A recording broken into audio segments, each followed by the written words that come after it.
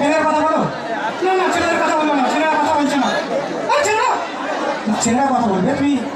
আচ্ছা কি কি জানো সেটা বলো, সবাইকে বলো কি কি জানো তুমি। আমি তো সবই জানি। জেনে জেনে তো জানোয়ার হয়েছে নাকি?